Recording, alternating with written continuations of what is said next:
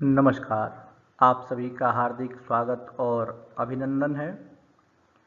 इसके पूर्व वाले वीडियो में आपने जन्म कुंडली और नवमांश कुंडली के आधार पर जातक के स्वरूप का निर्धारण किस प्रकार से किया जाता है, यह आपने जाना। जैसा कि आप समझ रहे हैं कि सूतिका अध्याय का प्रकरण चल रहा है, मतलब जन्म काल के उपरांत कौन से ऐसे विशेष तथ्य होते हैं जिसका विशेष रूप से विचार करना चाहिए, वह आचार्य वराह मिहिर इस सूतिका अध्याय में प्रदर्शित कर रहे हैं। इस 33वें पाठ में, जिसका नाम है जातक के स्वरूप का ज्ञान और पिता के परोक्ष का ज्ञान, तो वर्तमान चतुर्थ श्लोक में पिता के परोक्ष का ज्ञान किस प्रकार से किया जाता है, यह इस श्लोक में बताया गया है। पिता के परोक्ष का जन्म कहने का तात्पर्य यह है कि जन्म काल में कुछ ऐसी ग्रह स्थितियां होती हैं जो यह प्रदर्शित करती हैं कि जब जातक का जन्म हुआ तो उस समय उसके पास, उसके सम्मुख पिता उपस्थित नहीं था। कहीं कार्यांतर पर गया हुआ था या किसी कार्य में संलिप्त था, मतलब कोई सी भी ऐसी स्थिति हो कि वह जन्म काल में बालक के पास या संतति के पास उपस्थित नहीं था।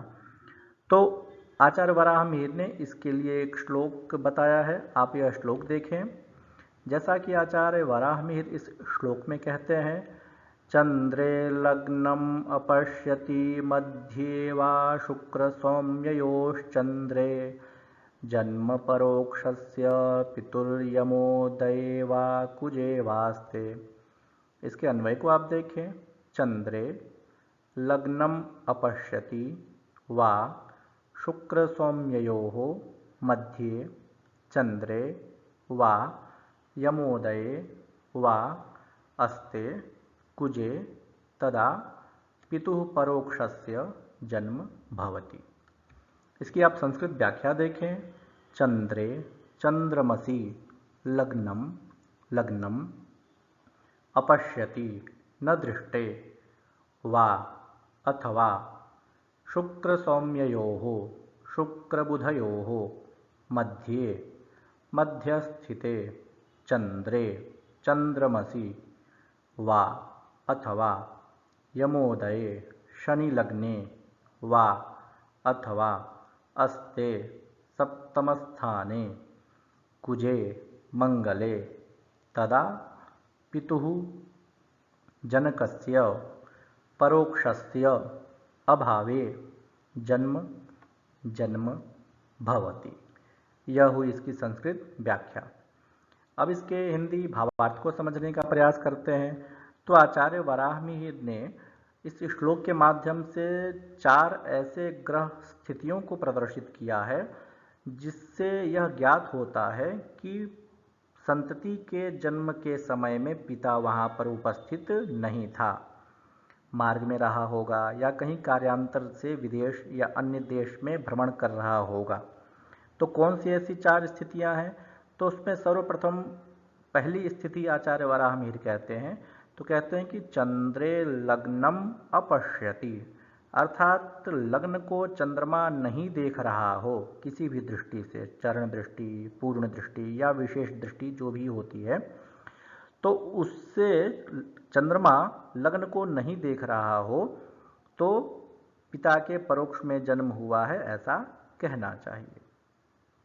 द्वितीय स्थिति आचार्य वराह मिहिर कहते हैं कि बुध और शुक्र, इन 2 ग्रहों के मध्य में यदि चंद्रमा हो कहीं पर भी, तो भी पिता के परोक्ष में जन्म होता है, ऐसा समझना चाहिए। तीसरी स्थिति आचार्य वराह मिहिर कहते हैं कि लग्न में शनि हो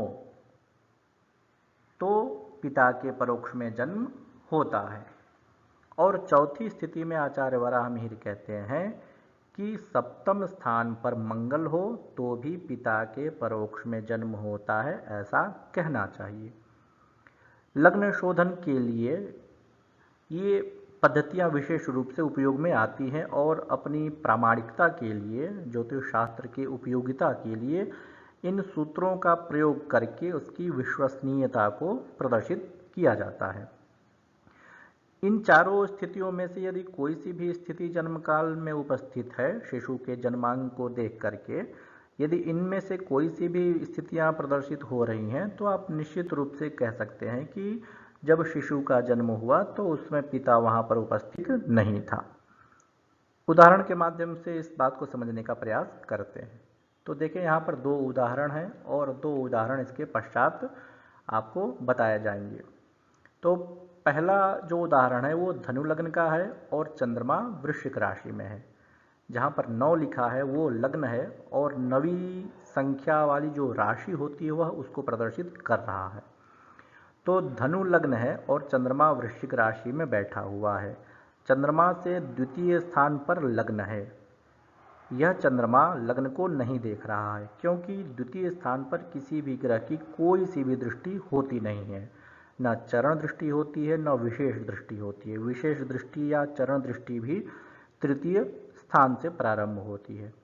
चंद्रमा की तो कोई विशेष दृष्टि होती नहीं है। चरण दृष्टि होती है 3, 10, 9, 5, 4, 8 और 7। इन स्थानों पर क्रमशः पाद वृद्धि से चंद्रमा देखता है।